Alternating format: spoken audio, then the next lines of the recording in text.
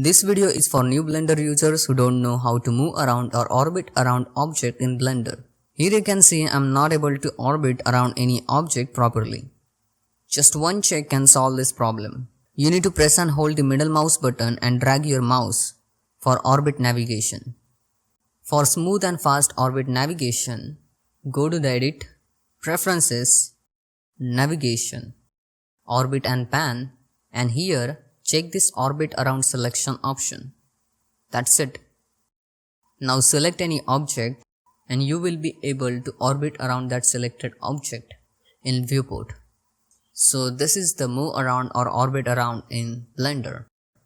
So that's it for today. Thanks for watching. If you like this tutorial then please hit that like button and subscribe to the channel. Bye bye. See you next video. Take care.